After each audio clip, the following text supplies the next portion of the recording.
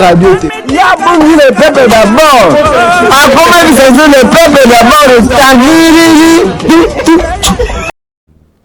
très bien. Nana loba ke Congo ko bongate, nani wana pronosaka loba makambo mabe pour la République démocratique du Congo. Est-ce qu'un bon Congolais a vu penser négativement pour Namboka na? Est-ce qu'un bon Congolais il peut être là seulement pour essayer un peu au malheur à Baninga et puis qu'on privilégier l'intérêt naé et on a des questions du jour à Mokoalelo et qu'on démarrer mission à Bisso hors sujet mes questions que je vous pose et puis envoyez-moi les messages à la fin. Mbote Nabino, vous avez belé partout dans le monde, vous avez Bisso, vous avez à Marseille, vous avez à Paris, vous avez à travers la chaîne YouTube. Là, je vois mon DG Kokerico depuis Paris, je vous salue.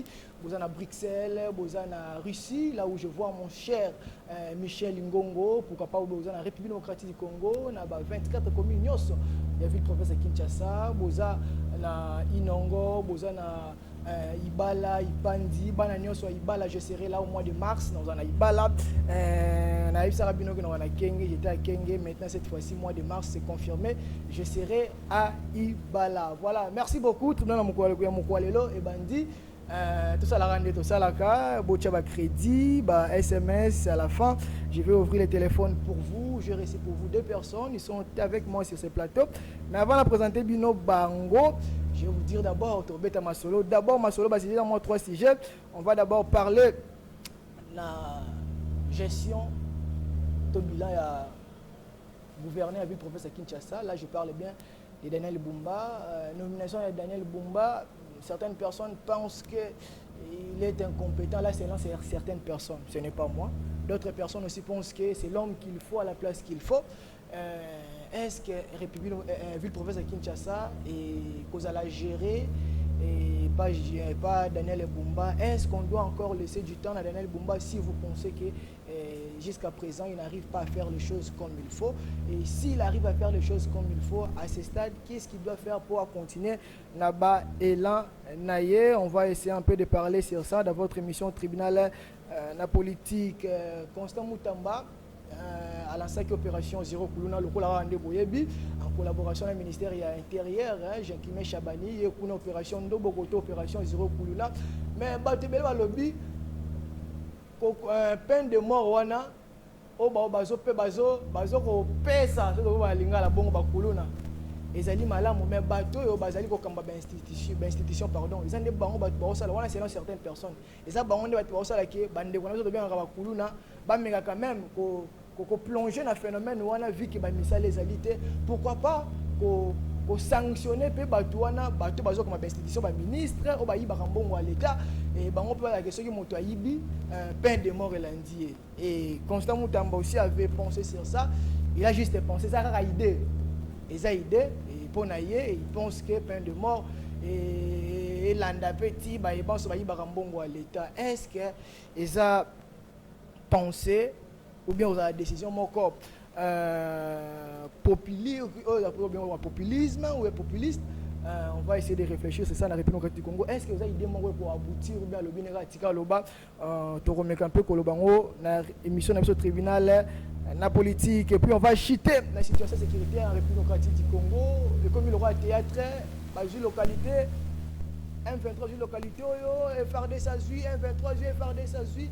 Qu'est-ce que la République démocratique du Congo, le mécanisme est en place cette fois-ci pour éradiquer pour dire bon, M23 dans ma belle République démocratique du Congo. Voilà 3 sujets de ressources. On a invité dans le plateau, il y a Mokolo, il y a Lelo. Voilà, dans le bon langa, mon pandi mon sousou, John Mbela qui dit bonjour.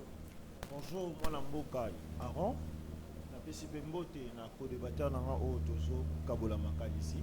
Merci pour na lokasa ya Mokolo ya Lelo. Kala. Ouais, nazali voyage.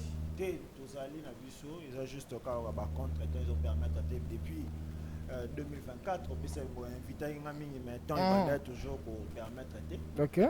Et tout ça malamu mais nous avons pour le mois biscuit mort ya moké juste de interpeller résidence de la République, ministère affaires intérieures et puis madame la première ministre CENI est un organe d'appui à la démocratie. à Koki s'est substitué devant l'institution de la République. Mais tout le monde a depuis l'élection provinciale, il y a Massimani, Mana, il y a Koma et Salema dit il faut maintenant, donc il y a une étape, il y a validation, il y a un mandat, il y a député, et puis organisation, il y a élection, il y a bureau d'âge. CENI a empêché bureau d'âge et procéder à l'élection, alors que organisation élection, il y a bureau provisoire, et zabongo na compétence, il y a assemblée provinciale. Voilà pourquoi tous les dans le ministère intérieur, tous les types et pas Madame la Première ministre, pas une situation en province, parce que et ça lit déjà tant et que province ils ont tellement abandonné tous les pour que CENI a coquille jamais l'institution assemblée provinciale pour que Très bien, merci beaucoup. Mupandi Naye, Azaï mon côté, c'est la première fois qu'il puisse participer à l'émission Oyo Ndeko Anatole, l'homme du moment. Motena. Merci pour l'invitation. John Mbele Mbote. Et aussi, comment Bazwami, Bazana Lemba, Panangai, Kuna Bana Livulu, Nyons, Bana Rigini. Il y a bien sur le plateau. Et aussi, on a passé mon Quantombolo, Fatih Béton. Il y a une référence à l'issue à partie, parce que là, autorité morale, il y a des personnes qui ont empêché. Et aussi, au lycée Kabou, mon secrétaire général. Sans oublier Daniel Mboloba qui est mon gouverneur. Aussi, nous avons fait un micro pour la biscuit dans le moko. Nous avons payé merci. Et pas il y a. Donangai Medak en Colombo, président Medak en Colombo. Ok. Oh, il y a un communicateur à Mounene. Aza Moko, il y a biso à Union Sacrée. Président de la biso à dynamique des sentinelles de la République. Oh, il faut encadrer. Aza le Mona Bilombe, oh, il y a Union Sacrée de la nation. Tout ça, la dynamique, oh, pour tout défendre bilan sur l'État. Pour défendre ça, Congo, Union sur l'information, Italie, gouvernement, il y a régime, il y a fait ce qu'il dit. Et aussi, on a Mboka André Mbata, le professeur, l'honorable. Il faut redynamiser l'Union Sacrée de la Nation, communication surtout. Abengabiso, Mukolo Tikoleka, vous avez un secrétaire permanent. Je vais Mingi, maître Nato de Kalomani, merci Mingi. Bolé bien. Initiative Wana. Non. Mboka Nabiso, il s'agit de la politique, mais essentiel, initiative, il y a Boti, ABT. Il faut qu'on benga les communicateurs Oyo, ça fait plus d'une année depuis 6 ans. 6 ans, non, tout le monde a une année parce que 2 ou 3 ans. Parce que avant, fait cesser, il n'y avait pas une sacrée de la nation. Mais après 2020, il y a eu une sacrée de la nation. Yango a Kanisete, il faut que remercier Bilombe Oyo. Yango Ngaya à mon niveau et ma cité Yokabaz, ainsi qu'ensemble là, mon amboka Medak en Colombo. Oh, il y a Benga qui biso avec Boya.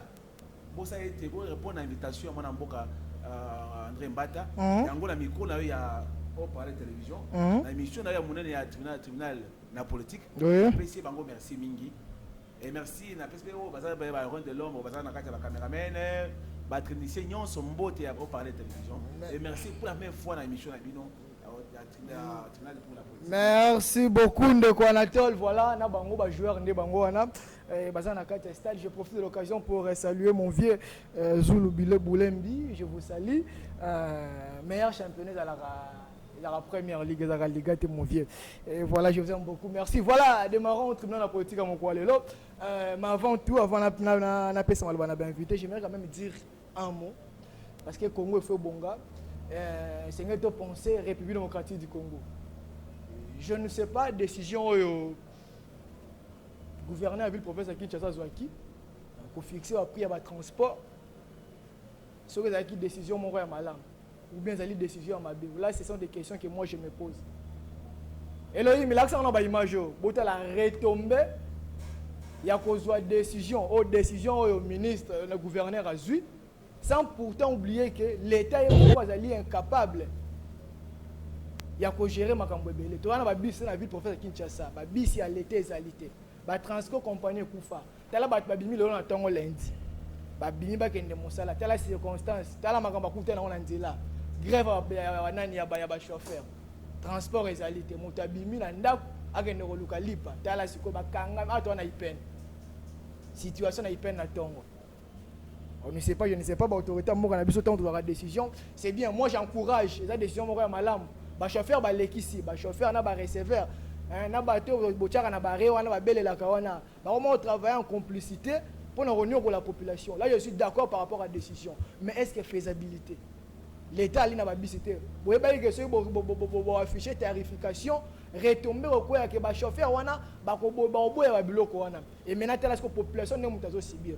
Gouverneur a vu province de Kinshasa dans le Bumba ya tambola na mutu kana e azwaka mu abimarate ka telemi na re azuka camion akena ndawa ya matambala moko nda routine na bureau population ne mutanyo kama bota la population bango mo ba telemi bazo luka transport réalité bana route babimba kende kelasi moya kende kelasi réalité des situations makamole kana mboka na biso senge na biso tant to la décision to kanisa to paramètres belé et rosala malamu et retomber ceux qui ont ba décision ma bé ezali kokoya na makambo ezali belé.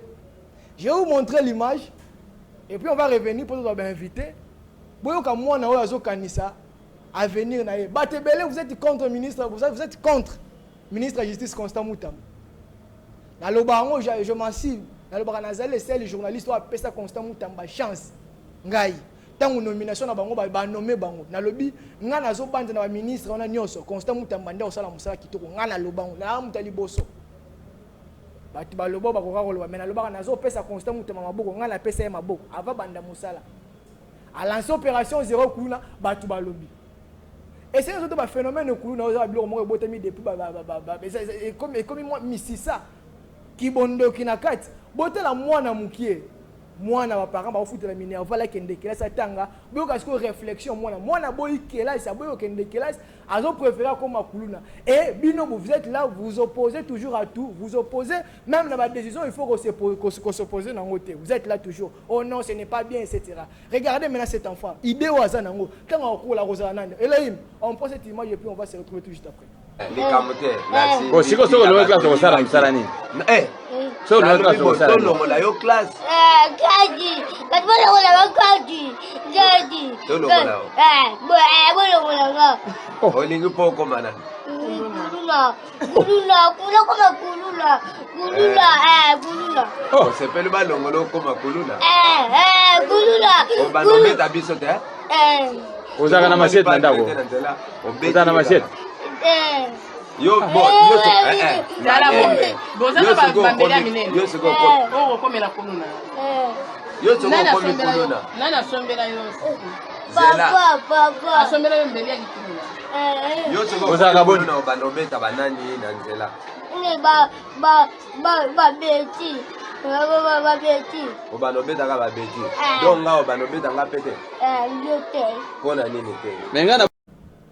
Mboka Lumumba, mboka ya Etienne Tshisekedi, mboka ya Joseph Kabila Kabange, mboka ya Félix Antoine Tshisekedi Tshilombo, mboka Martin Fayulu ya Moïse Katumbi, Adolphe Muzitu Matata Ponyo, mboka Maman Olive, mboka Mama Denise Tshisekedi, ba réaction yango wana nde Congo tozolinga to construire yoka ba idée ya bana makanisi wana nga lobi na nga lo na la kisibino ka vidéo.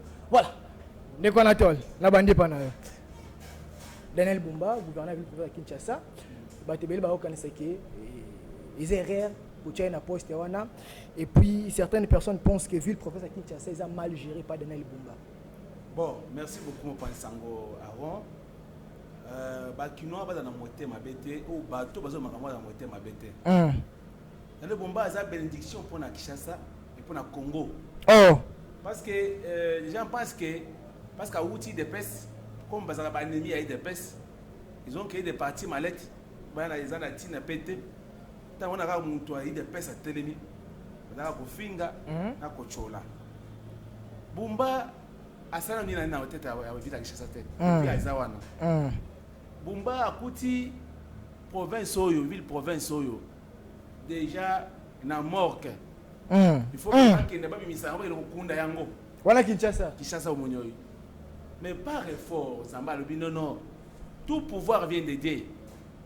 Il faut qu'il y ait un homme oyo bako tombola po akende kula musa kalukala pile na mort ezalaki po azong sango a travailler a réanimer yango yango tango aye un slogan là, il y a le bi qui n'est pas bonga. Raison pour laquelle lors de campagne naïe, tant qu'on a un projet naïe qui n'est pas bonga, tous les députés pour M. Bazaki na Sengo Mingi, Basepeli, Balbi non, ça c'est un projet qui toque. Avec mais je suis en Ngobila. Na tango dans les na projet yo, na base de qui n'est pas bonga et ils sont bonga. Voilà pourquoi le 29 avril 2023, 24, ça ne dit pas. Moi, la Nouvelle-Baki a été voté comme gouverneur à province. Et sur base d'un programme. Et tant que y a eu à côté Mboka na Libulu Munen, à côté Nzela Malongate, Zeleka Kamoko boulevard 30 juin, oh, pour qu'il y ait beau marché. Il faut qu'on soit, vous avez dans la Kassavubu, mais au moins que les arrêtés, il faut tourner au boulevard 30 juin pour qu'il y ait ça crée un embouteillage. Pour comme à niveau il y a même Wakading, aux autres qui marquent pour votre zones les habiletés, il faut pour qui marque boulevard 30 juin. Mais tant voyez, abandonner le système de conquérir bas niveau parce que n'importe la biso qui ça bando qu'on dit d'abord partout comme les gens sont yolo à moyen été sauf pas dans la Guinée des arbres innocents qui sait sous côté ba kimba qu'on sont zakaka poto ba créer bas niveau bambou les bandits qu'on met dans les bossos on a que maï tout ça moi inondation mais quelques minutes maï côté dans 10 minutes maï côté limoué donc ça dit que à la niveau innovation na système à organiser ba maï et na niveau ya banzela omoni bumba aya dit non faut que banda asenga ayambaki akekona nani dans la biso ministre ya transport basoli qu'est-ce qu'on peut faire pour tout ça embouteillage na ça qu'est-ce qu'on peut faire abi non ça banzela ndeto ba boyi na ça banzela et bandi déjà so komi na Bukasa Kasai na uchi kuna moni ke misale bandi c'est pour ça que pour diminuer l'embouteillage. Et au moni zand o ndiko na biso Gentini Ngobilo la tigre biso même si on dit que zaki baku ya mbongo ebele mais c'est comme si mbongo mususu on n'était pas mal mais dis-moi asali musala lolo ya marché wana faut banzali no so bonga kubana presque ça vous oyo moni soko ke na zand à l'époque comme la zand faut la kusumba nani sachet à vivre on a été makolo pourquoi dans le niveau ya Wakading mais ils ont continué ici ko Kinshasa Kabasele mais bazo bongisa na bi que ville oyo soki za que n'avait jamais dans le bac depuis longtemps depuis année passée année 2019 et roi tout dans le paradis mais parce que oui yango ngana sema ko bakino nyonso kamomoko bala ndabi yoka te bomba aye ko na province oyo po boma yango te po asala nini te aye ko sala ete Kinshasa est bonga. Bilo pas ensemble. Est-ce qu'on peut juger une personne ou ça dit que 6 mois à la tête il y a ville province Kinshasa c'est comme un pays. C'est plus que Rwanda. Pays où province où ils ont un million d'habitants, par exemple plein à plein. Bateau là par exemple civisme où il y a que vivre, comment vivre Kabila Tribiso un civisme motoko a comprendre makambo te. So abelima inaye oyazo mulanya be malanda ko naye. Acha na poubelle il faut que na kubwa na balabala na caniveau et tonda tango zo tonda mayo tango ikoya e komkota te dans la ville oyo ta ya Kabila ba tongi na de manière anarchique so que na Gombe déjà on construit ici ba caniveau ya mai ba collecteur ya mai ba kangi ba place mai ekota ka po ke na ba caniveau tango mela mai vule ko beta mai wala kino wapi et que tout a raté et passant na balabala. Pour dire que nous sommes ça, ils ont bien géré. Parce que d'abord, j'ai salué d'abord Mesir. Je parle de Mesir à transport. Dans la biso, je pense, le ministre transport. Actuel, c'est Bob. Amiso. Bob Amiso. Oyo. Aïe na ministre transport. A eu Mesir. Il y a qui toque au poète. Na ça transport. Equita. Différent na oya kala dans la biso mbokoso oyo asale le côté na ministère wana mais mbo amiso aye bobo amiso aye avant de mesure oyo mission oyo il a tenu des réunions avec bateau et ba chef ya bango ya transport alors bi on peut ça pas trajet tel na tel toi tu as pris combien? Donc on a gagné avant, donc on a ramassé le boy. C'est que 30 secondes. Rien n'a bateau la valeur. Et tant que qui bateau on a ba chef de transport, dès il mis si arrêté on va signer ba non ba transport wana. Mais parce que na mboka na biso ça va poser un peu de vitesse. Opposition à péter, opposition à zala, opposition à ba haine. Ndé ba kesi ma makambo na zo le boy ya bateau na zele plein image. Pourquoi? Parce qu'on combattre dans le Bolobaki, on combattre le ministre provincial Bob Amiso.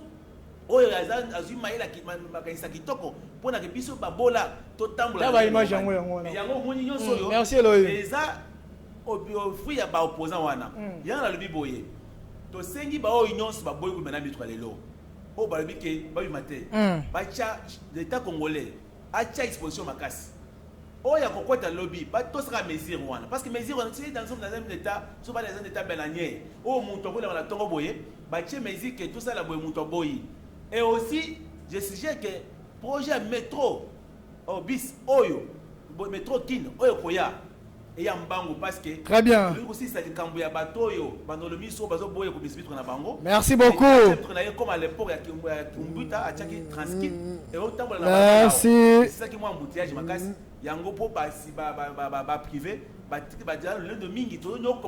Merci beaucoup Ndeko Anatole. Merci. Je vais prendre Ndeko John. Ndeko John. D'abord, ce que j'ai retenu dans l'intervention de Ndeko Anatole, il faut être monté mamabe pour nous roboya.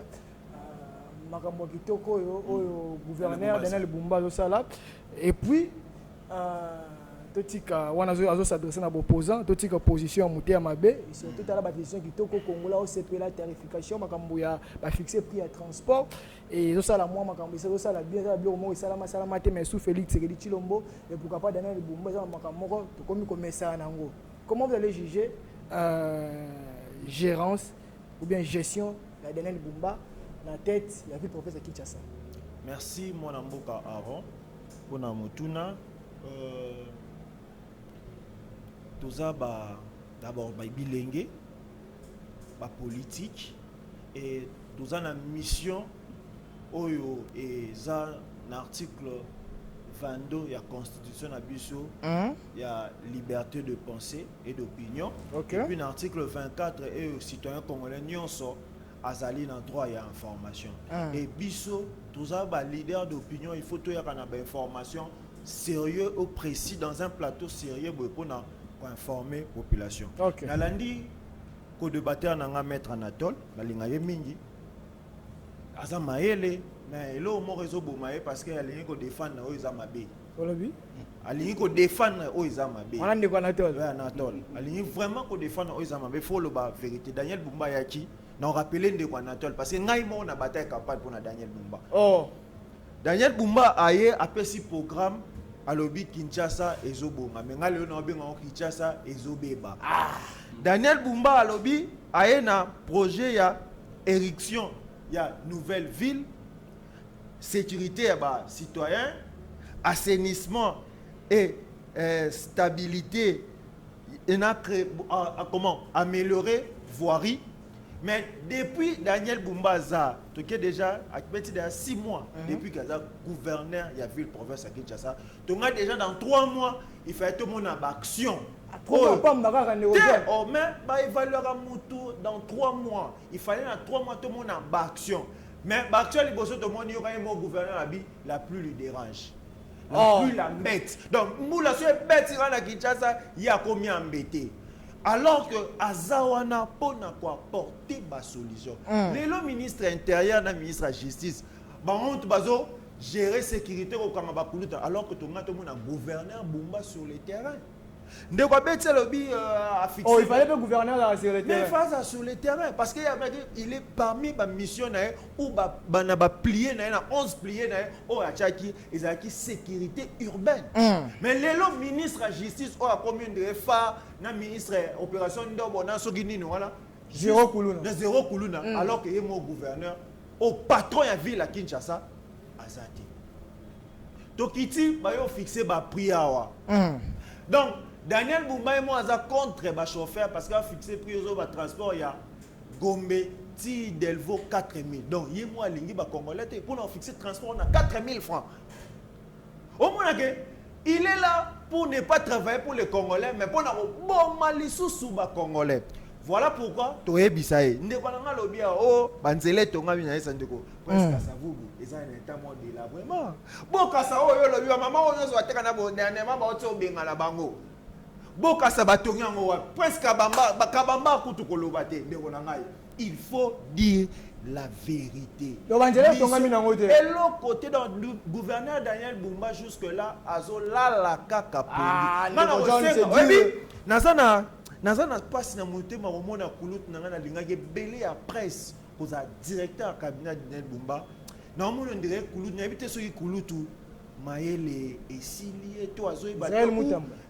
Donc Israël Mutala. Donc normalement on a bien que kulutu na biso na habité à Melami azoko kopesa maele teto à sa phase nanga benga ba incompétente mais à phase à mutu oyo la pluie les nerfs.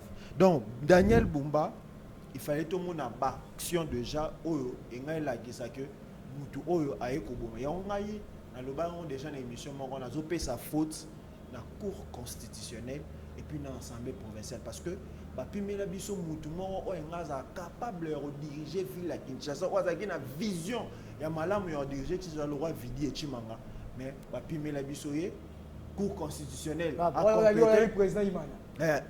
Donc yende au moins alingaki a porté ba solution pour na Kinshasa mais dommage ba perception Daniel Bumba a lancé qui projet Métrokin et on de lobby jusque là wapi babis amona mona qui a fait la vidéo moi je pense à ça en déplacement à cette vidéo wapi babis en motilelo alors que pour dans 6 mois d'abord sur ça les commandes il y a babis à l'étranger pour que comme à Kinshasa ils ont à 3 mois il y a déjà ça il y a 6 mois déjà wapi babis l'état ça na babis ville province à Kinshasa ils ont na babis il y a mon côté oyo et qu'on permettre ba kinois batambola normalement. Voilà pourquoi ngai na obetaka mbela na assemblée provinciale. Il est temps beau siéger bolongola Daniel Bumba, bo pesa Kinshasa, obiso tambo ina ba ville ebele, oyeka ville a salité za ka Kinshasa. Otalibo solo baluki kaka toza place kaka to tourner mission ye on ko Natol kaka na victoire pamba place toza koloba kututé mais ndeko nanga akanga salité toloba vérité objectif oni ezate ke opposant ya mitema parce que nga na opposition te nga na sala opposition te ezate ke opposition mitema mabe opposition yani non tous a besoin Congo et bongo au moins ce Congo et bongi eza malamu na yo malamu nanga malamu ba congolais nyonso mais to pena to pesa gouverneur Daniel Bumba chance azai su muta na ebisio mutu ya malonga ba ebakae dans 3 mois oyebi 3 mois na l'action oyebi chaîne na bino tango ibandaki na 3 mois de bomona lelo sozo pa wi ba chaîne na télévision yoka ba balo au parler à télévision zali donc so tanga ata 5 chaînes bon tanga au parler parce que vous avez bâti un grand travail au lelo mukili to ba congolais nyonso ba Hollanda bino de même que Daniel Bumba dans 3 mois to ngato mona un homme au a pesi déjà banzela oyo koki pour apporter ba solution pour nos congolais mais il nous a rien donné voilà pourquoi ngai na senga na za une chance au PCT na senga espoir ekei nango déjà espoir ekei na senga ka assemblée provinciale bino nde boza organe o bozo gérer gouverneur bolongo la biso ye bo pesa biso muto mususu pona Kinshasa parce que Daniel Alexis déjà ba capacité na ba limite na ye akoki kozala te donc ce tobito pesa susu 2 ans na sur Kinshasa to dinda liwa très bien merci beaucoup merci Ndeko John ouais makanis na ye et voilà c'est être dans la politique hein voilà il faut être à la sélection il y a ba grand joueur bino bo sentir touche ya ballon sur le terrain Ndeko. En attendant, on va prendre le deuxième sujet, sur la territoire technique. Vous aurez le temps. Constant Mutamba, opération Zéro Kuluna. Et cette fois-ci, il pense à qu'il y a une institution, peine de mort, on a l'État, ils allaient ici. Et comment vous allez trouver, ou bien vous avez trouvé cette idée? Bon, merci beaucoup, Mpansango. Avant de John Mbela makambo wa ebele oyo azo lobake asengi ba député provinciaux ba longola na lobaki non ndeko na ngai ana bi makambo opposant ya motema be pour na 4 mois même 4 mois pamba ou 4 mois pamba 6 mois babengana nzembo lobaka kende. Mais na trop moko ça makambo belé. Non non, d'accord, na bisi tantola ke kisasa za kisasa munene, za mukete. Za mukete, en plus c'est beka moko.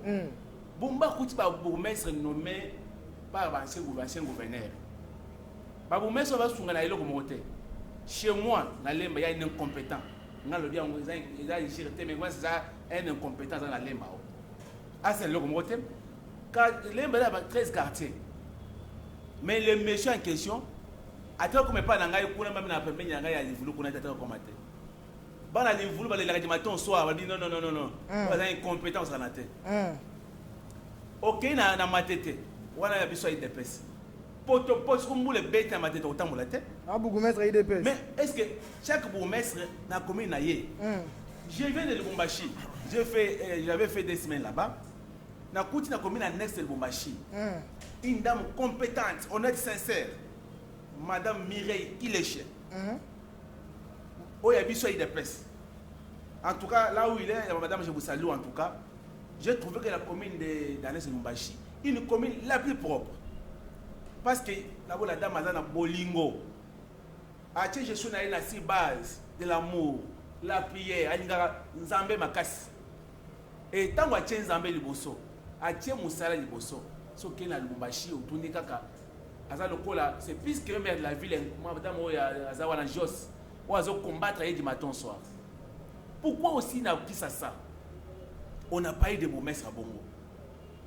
Parce qu'il est chier depuis longtemps à être depuis c'est qui ça maquilla. Donc il y a des fascistes. Il y a quelqu'un qui vit sur l'état d'Achana Moutounaye. Fati ou rien. Fati dans le Fati, vision Fati, n'a pas peuple naïe. Voilà pourquoi maman avec les chiens. Félicitations maman. En tout cas, là c'est malayo mettre en tout la route kayote parce que oui ma camarade là mon apprenant c'est une machine. Très bien. Et aussi na qui ça. Tant que le baké Bumba ba benganaye. Té. Papa ça a chance. Alors le babo maître mais on dit parce que il y a des conseillers communaux au bazar voter. Oh bah c'est l'élection il y a plus un paiement. Babo maître hein. Voilà la décision monsieur souvent na bon. To baksa le kona bango to leki na biso. C'est pas dit la manière pour maître moi ça de rose mo boye. Atindi un conseil communal à reçoit nguba. Oh. Non qui dans trois je peux dire ça au conditionnel. Atindi la reçoit nguba. Oh, un conseil communal là ça monsieur. Ils peuvent destituer un bourgmestre si bazar peut installer officiellement et aussi parce que bourgmestre au bazar au cas aussi mieux. Monsieur, au vote qui a été, je suis nommé. Voilà pourquoi parce que Kemba cause qui a un pouvoir ou pour le moment ils ont dit même bourgmestre je suis nommé il y a l'ordonnance présidentielle. Ceux qui pour le Olangai, il faut pas les ordonnances.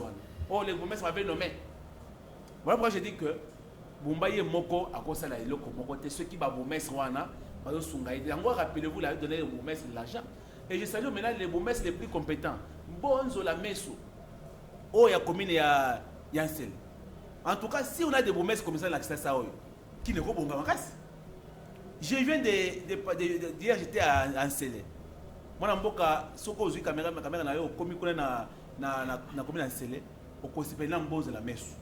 À ça la musala azo créer ba caniveau azo ba soka za kaka kinkole bonga so comprendre kinkole la 2019 2015 na kinkole actuel échangé c'est le bongi à cause ya babou mesa boy il y en a 5 babou mesa ça va dans point dans biso wana na oyandili dans biso oyandili wana ça fait musala malamu pour dire que yé moko kokate bel très moteur ma belle ba été bomba longwa te yo pe ko tchabe place wana lelo abi oza bourgmestre oza gouverneur province on ça la même jour oza bato magique te très bien beti e bongite entrer dans coaching mona c'est ya tali les bis les plus compétents honnêtes sincères aussi dans abiso conseil Mutamba tant Mutamba zu place wana l'homme honnête sincère tant ozu place wana bi papa oyo fachi beto a changé choix malamu mais un opposant quand même. En tout cas opposant à Kenya Tanganyika entre Tanganyika entre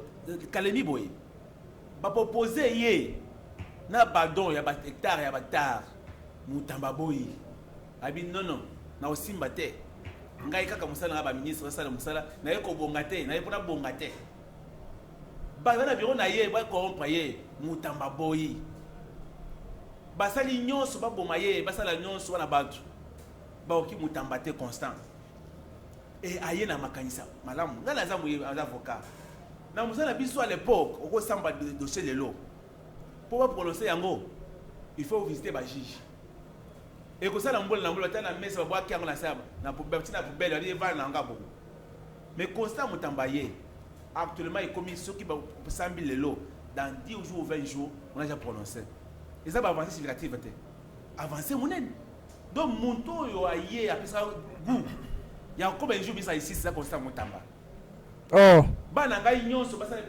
droit pour bana na mbalo yo mutamba bacha mwana ngai moko ministre jour moko même ngai tata na ye na sala ko constant mutamba ko modèle pour ngai pour na makamutali peine de mort de quoi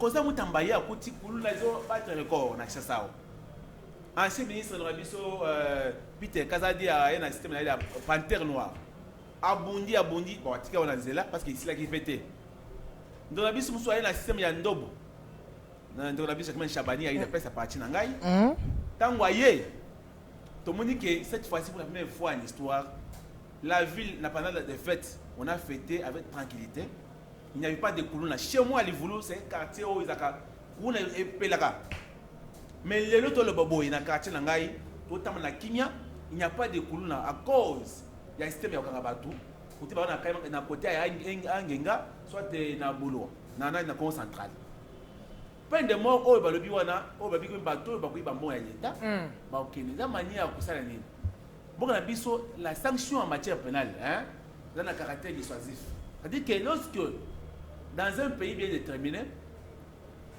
il y a des sanctions et puis ça va tout somme au bien endroit et donc éduquer et ba kisa muntu que na ko sa sous action o été so na sali yango na ko sa nini ba okangai na okende prison ba que de groupe na kacho yango moni ba groupe ba to na angenga bazolela parce que ba yoki sa OK ba ya condamné il ba kusiko ke na ba na angenga po tanga ba voix de coup na ba se kosila ba exécuter bango ba kufwa parce que les peines de mort aussi prévu dans le code pénal congolais, dans l'article 5, livre 1. Et le but par exemple, travaux forcés, sécurité pénale, il y a aussi peine de mort avec moratoire. Oh, il y a qui par moi, le ministre Rose Mutombo Boyata et Moïse Mutombo Kesse. Oh, il y a le Molati, à l'époque, moratoire, oh, il a été pris depuis 2003 par Kabila à Boyaki pour ça la peine de mort. Maintenant, on non. Comme on a levé moratoire, il faut codifié. Pour ça, il faut que dans le secteur il y a droit pénal, bangi sa moto sur l'État congolais. Parce que comme maladie mon na mboka na biso. Au comme on voit la place la place pour l'entrée publique. Il y a l'État congolais. Comme pour la mboka, il y a un constant mutamba comme un opposant sur rien. Aye sikawana pour acha ordre na ye. Désormais au monde que bakulu ko kima na mabulu. A na matongé. Et comme il y a un téléphone, il a téléphone. Parce qu'on a eu un monsieur compétent à la tête de la ministre de la Justice. On a eu un ministre aussi compétent à la ministre de l'Intérieur parce qu'avec l'opération Ndobopé, et aussi le Moussa Nango. Mais est-ce qu'on condamne ou que je demande au ministre de l'Intérieur, de la Justice, cher Constant Moutamba, quand vous avez une mesure d'accompagnement, tu as un service en mouvement pour être tant que un couloula na ba société nyonso au lieu que baser na bataille ya le parquet et tout consort il y aura des magouilles pour ça la magouille ya mbongo yo mbala moko tu as un service na yo une fois bakangi pour na lelo asali mutu mabe bakina na audience de flagrance pour à 100 même jour qu'ils soient condamnés et même jour les matins envoyé dans la prison proposé pour la très bien. Mais à cause de suivi exact et que ça la quelque laisser aller. Merci beaucoup. En tout cas, ministre de la Justice Azali Kolo, par le ministre de voilà, merci beaucoup, ministre de la Justice Azali Kolo, par le ministre de la Bango, on a république démocratique du Congo, Ndeko John. Cette fois-ci, ministre de l'État, pas cette fois-ci, il y a les canissures de Constant Moutamba Azali Kolinga. C'est tout ce qui monte à Ibongo à l'État. Il n'y a pas subir sort mort, c'est-à-dire peine de mort. comment vous avez jugé Idéwana et puis qui m'a comme belé de connaître la lobby s'il y aura à rebondir au sabotage technique. Voilà. Merci mon amboka Aaron. Moni oyebi lokuta il faut toka. Oh, oyebi na plateau na bo chepsu na condition mo confortable. Wana mu pépé mais mettre en attente la loba. Ah toka. Ah toka kwa nini? Kwa zokosa. oh. Kwa zokosa. Mettre en attente la nga côté la Daniel Bumba o akuti ba gouverneur. Mais nous avons asa mettre les sons de on a tous maïle on a bi tala ndeko zotoka. Dans ba téléspectateur ba ka maître. Un maître avocat. OK. Un avocat donc sauf un problème nous y a pas mettre en attente. On a solution. Nous avons nous avons une loi de la libre administration des provinces sous les entités territoriales décentralisées. OK. Les lois tant organisé ma ponami, tous en bas conseillers communaux. Ba conseillers communaux bango faut pas voter banani ba bourgmestre. Mais ce qu'on a mis sur bango bazandeni. La loi sur la libre administration a été abandonnée. Ba conseillers communaux si les lois baza pris en charge alors que dans la nagi Herbasala qui marche dans bango n'est pas ministre intérieur babi baza pris en charge par le gouverneur et la ville province à Kinshasa. Donc tellement que Daniel Bouma est incompétent. Parce qu'il y a une loi de libre administration des provinces. Oh, gouverneur Aza numéro 1 et puis la commune encadrer ville province à Kinshasa. Mais le gouverneur ne sait pas prendre en charge les conseillers communaux. Et le y a une côté là à côté du gouverneur. A-t-il la bango ba moyen a que le gouvernement central pas ça bango ba moyen pour permettre bango pas fonctionner pour que gestion de la ville province à Kinshasa et Zala séparés parce que la libre administration de province est l'inga qui yango. Mais tala nende onanga zokosa. Tala nenga toki. Mais toi ce qui est pas constant mutamba. De onanga CP le monde azaki na onanga ketangi ben na code pénal. Article section de peine. Article 5. Sur la bonne sanité. Énumérer la peine. Et la peine de mort, travail forcé, tout ça. Article 6, section 6, il y a article 5, et lobby bien, la peine de mort, comment? Donc, le président de la République, Nemoutou, déterminera comment Bakoki couper sa bateau la peine de mort. Mais un constant Moutamba qui se réveille, il crée une loi, a fait voter dans le Parlement, a promulgué dans le Parlement, il a mis en application. Or, et il y a d'abord une proposition au niveau de l'Assemblée nationale, va traiter, va valider, va dire non, mais pas président de la République, pour le président de la République a promulgué ou pour ou contre. Mais Moutamba a sali déjà loi, a voté dans le Parlement, a promulgué dans la présidence, pour y a commis président de la République. C'est un faux. Article 16 de la Constitution de Bénin. La vie humaine est pressée et l'État a l'obligation de les protéger. Les lois bakuluna pendant qu'on a un ministre qui bakuluna. S'il y avait des mesures d'encadrement, les lois avec le général John Kabouik, comment on appelle ça, service national. Pourquoi pas prendre ces jeunes-là pour orienter un service national? Pas encadrement, pas servir mboka, pas ça là-bas, pas ça là presque ba mbebele balo na bilanga ba teka masango oyo musala nyoso service national. Mais il y a moni moyen pour na bango eza ba condamner bango. Mais non. Ce qui les loba comme bakuluna, c'est grâce à mauvaise gestion à biso ba politique ou à gouvernement parce qu'encadrement ça te misala les autres, le chef de l'État a promis le travail, toujours ata misala yangote. Si au lieu de penser dans l'encadrement bango babité, to que na peine de mort, to exécuter bango. Non. Il faut encadrer les jeunes Congolais, bango nde baza avenir ya lobi. Ou déjà to ebi na ba plan le roi bazoli nga ba lexa changement ya constitution bien qu'ils ont en thématique. Il faut écarter ces jeunes là au bon yo tcha pression pour que changement ya constitution ya wana babi bon to wana sanctionner ba peine de mort pour to mima bango. Non. Il faut encadrer ces jeunes là. Baza na vie et puis avenir encore précieux. Et c'est l'obligation de l'État de garantir ces jeunes-là. Tous ceux qui sont ministre va détourner. Il y a déjà plusieurs détournements. Salami. Et belle route pendant Rennes. Oyo. Bakani, François Roubota. Nicolas Kazadi, Batutu Batiki bon. Est-ce que yo ligno ya aussi la caricature non? Peine de mort, tu auras les gentils n'a pas détourné, c'est un faux débat. Il est dans le populisme. Donc Moutamba na l'obité comme ça Moussala-Mabé. Non, ça bien, mais qui gogan neleki. Atika qui gogan. Donc je me demande même si c'est un avocat. On dirait bien on va comprendre, on va bien na barreau. Il y a Matete. Je comprends pourquoi Baradia qui na baroana. Parce que mon avis attend la capacité de ne pas être un avocat. Il y a moi Baradia qui. Donc Moutamba, il fonctionne dans le faux. Azonga normalement à l'Andami Beko, nous avons le texte de la République Oyo Ezo Tambola ndenge mibeko ya mboka leki ya ko sala te bima lokola Moutamba ne Moutande ke aleka na pouvoir ya tata mokonza ekolo wana. Et que ça les maté donc Moutamba c'est un populiste ba congolais bolanda été bozala plutôt vigilant botala nenge mambu ezokene l'état a l'obligation, je l'ai dit l'article 16 de notre constitution, l'état a l'obligation, la vie humaine est sacrée et l'état a l'obligation de les protéger et Moutamba étant que ministre de la justice à en faire partie de la protection et non au moment des citoyens congolais. Très bien, merci beaucoup. On va prendre thématique à Souka, Vanazo appel. On attend un message dans 3 minutes juste. Situation sécuritaire à la République démocratique du Congo. Et comme théâtre, le territoire, Batiki, Batiki.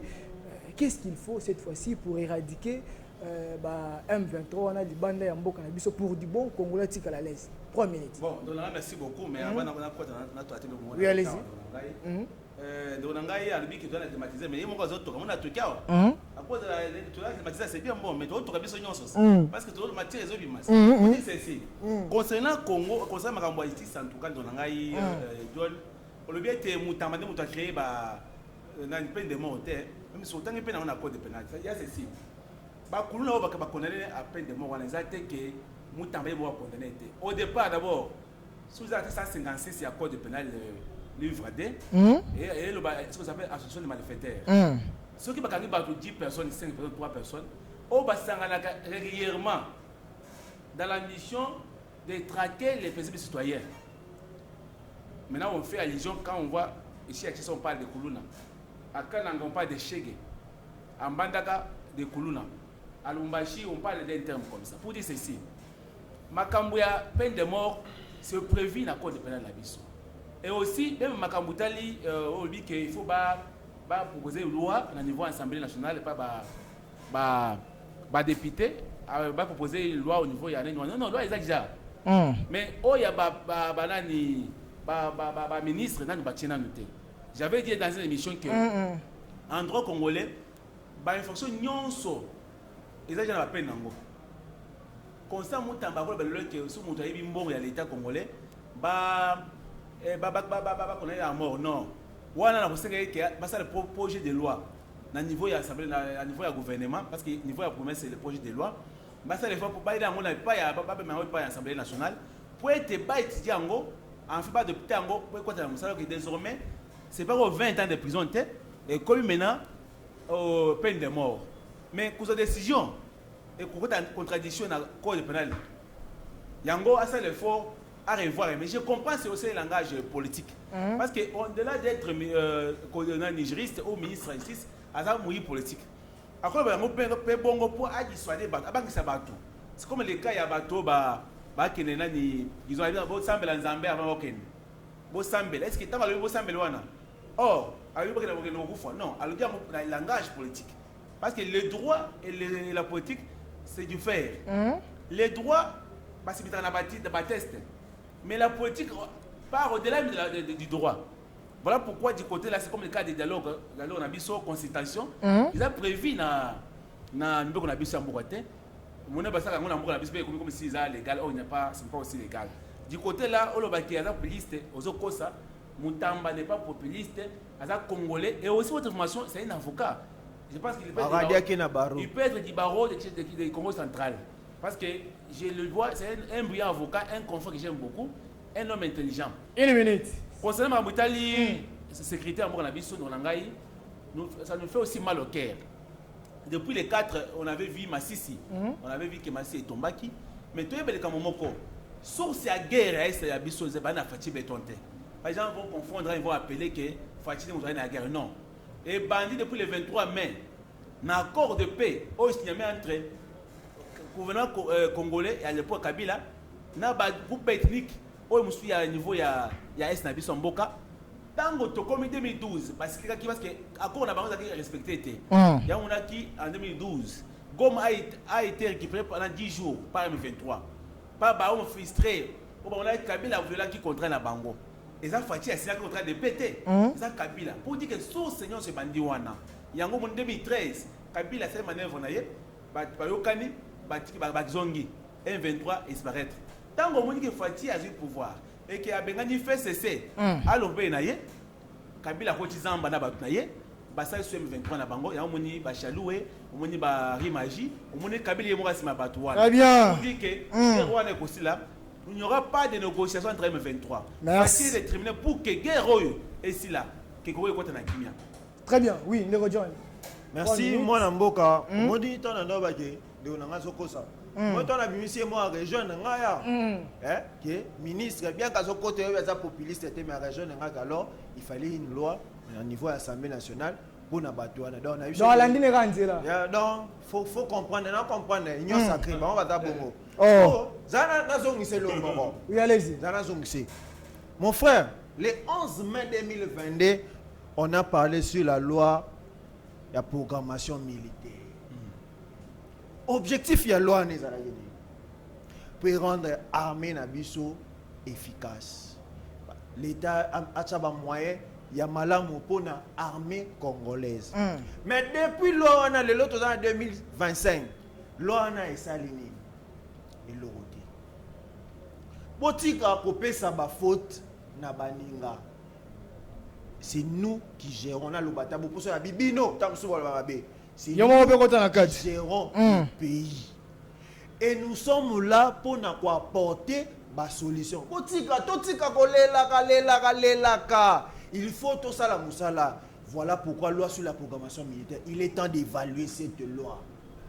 Recrutement au salaire qui armée, il est temps d'évaluer. Et sous qui n'engeni, ma brigade d'intervention autre le bas qu'il fallait bima, ma brigade wango ezali wapi. Donc on a essayé de mettre la population en confiance. Autre on a le babilo moi besoin ngo chimérique.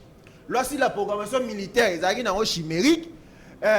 Recrutement armé oh appelle mon konzambo kasala qui pour na recrutement armé nyon se zaki nango chimérique parce que et apporter eloko mon côté pour na armée na biso. Il est temps ko yebisa mon konzambo ka yango nozo maloba honorable Justin Bitakuya mon konzambo ka tika bande ko Anatole baza ba flatter azo luko nommer té lukande solution pour na peuple parce que Mokonzamboka yaki e pas peuple bi ba pesa second mandat peuple a pesier.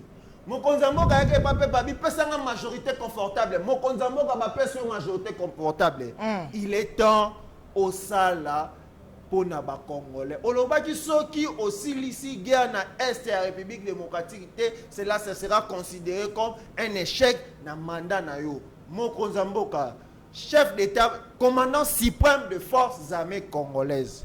Mokonzamboka Zoa makamwa guerre à est au sérieux, ça la évaluation, il y a appel au sein qui a recrutement armé, il y a loi sur la programmation militaire où il va comment émettre le moyen pour l'armée. Si tu as servi par politicien parce que le conseil calamité même dans ma révision ou changement de constitution, mais sous ce moment il y doute. Mokonzamboka ça y est là congolais, même qu'on peut ce troisième mandat.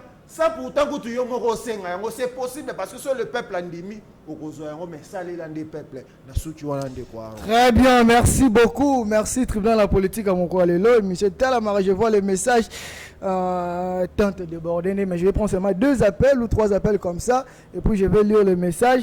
Voilà, je vais voir avant de ça va mon mot de la fin parce que le tribunal de la politique c'est aussi la réaction. Il y a des téléspectateurs, je vais prendre ce message. Bonjour Ndeko Aron, Tozo Landao depuis Lemba, c'est Ndeko Riban, merci depuis Lemba. Normalement, gouvernement congolais, biso ba jeune tolembi na biso. Ah, et ça m'a canissé à Ndeko, je vais prendre ça.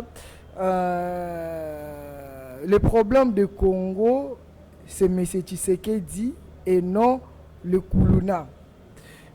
Si je prends ce message, bonsoir papa, Nga c'est... j'ai pas compris le nom. Nyonso bazo sala kaka tozo tala na misu mboka eza ya biso nyonso. Banani bazo sala nini préciser tendeko. Voilà, je vais prendre cet appel. Kobipe tendeko benga, je vais prendre cet appel. Oui, allons deko mbote obengi biso depuis wapi kombona. Allô papa, mbote na bengi no depuis Masina. Oui, maman, depuis Massina, Tozo Landayo, comment on a une contribution par rapport à l'émission? Oui, maman Esther.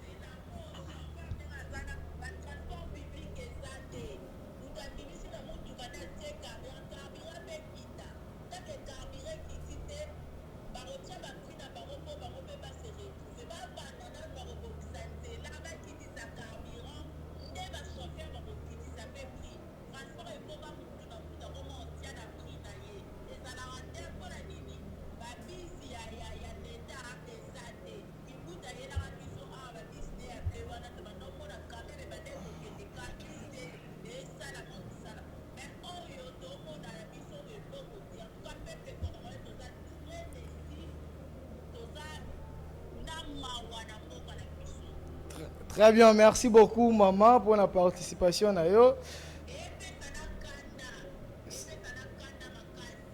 C'est bon, merci beaucoup. Message est comme Baba Kondi Mboka.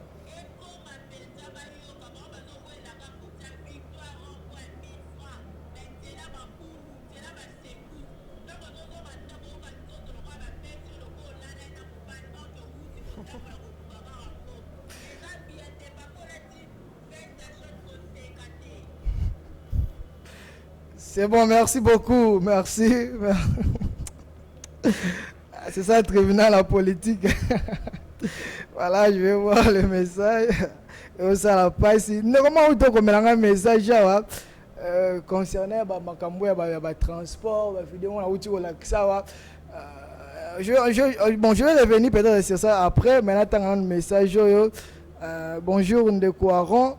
Une belle émission. Je félicite les invités. Je vais prendre d'abord cet appel.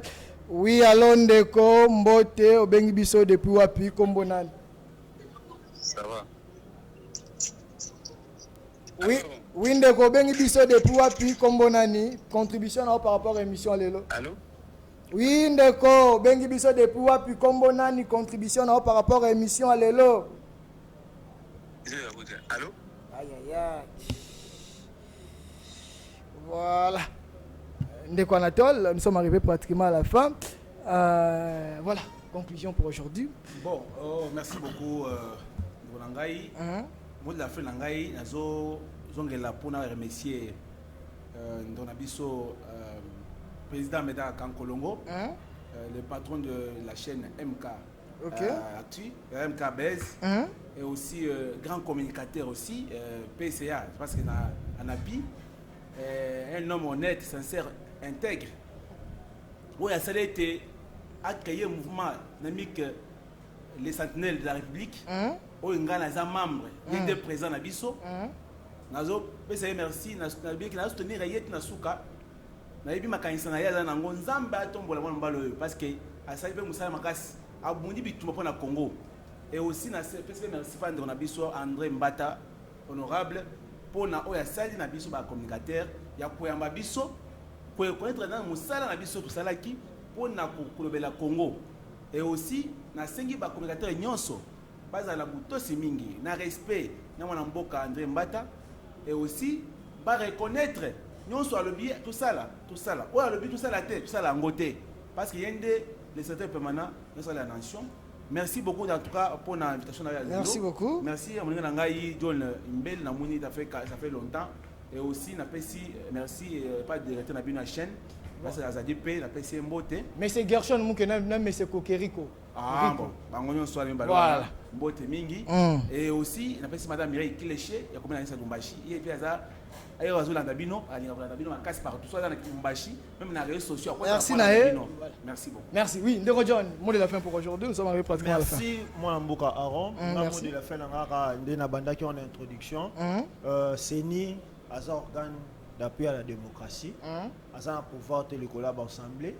Et voilà pourquoi parmi les missions, il y a bureau d'âge, il y a assemblée, ils allaient validation à un mandat et puis élection, il y a bureau définitif. Donc dans le ministre intérieur, à la province, il y a Puilou, et que bureau d'âge, Assili Samsala, pour que la province soit décollée parce que les militants est belé que la province est souffert. Et c'est parmi même prérogatif, il y a Tata Mokonza Ekolo. Donc, merci pour l'invitation. Merci. Merci pour merci au peuple congolais au balade biso et merci à l'équipe technique Mumbaya au parleur télévision. Voilà, merci beaucoup. Je vais lire ce message. Bonjour papa, journaliste. Je félicite tes invités pour le respect entre eux.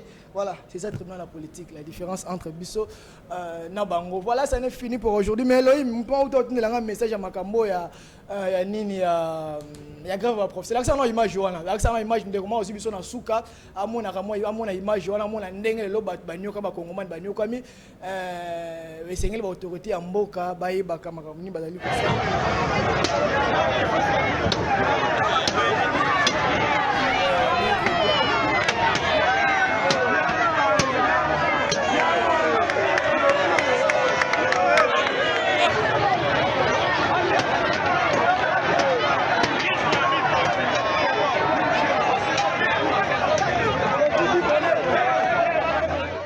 Merci beaucoup Elohim, nous sommes arrivés à la fin. Merci à vous de nous avoir suivis. Merci à mon équipe technique. Là je vois Elohim, qui derrière la caméra. Merci Monsala Kitoko. Merci à mon DG Mukendi, DG Rico depuis Paris, Kokeriko, Socio Mobali. Et voilà, il y a Olobeze Belé, mais moi, merci à vous et surtout, je ne peux pas clore cette émission sans pourtant dire un grand merci à Jean-Florent Ibenge depuis Soudan et tout ça la coach Android. Merci à toi, merci pour notre soutien merci à Samuel Litanda na mona Kiango et tout la motema, merci beaucoup. Merci aussi à Edi Yele et je pense qu'après ici je serai à la maison. Merci aussi à madame Yele, pourquoi pas tout la famille Mobimba Yele. Merci à vous. Je vous retrouve déjà ce mercredi pour un nouveau numéro. Merci mes Anatole d'avoir répondu à notre question. Merci mes John. Et merci aussi à vous. Rediffusons cette émission aujourd'hui. Prenez bien soin de vous. Au revoir. Naïbi Sarabino, TV Zaradio. Il y a bon le peuple d'abord.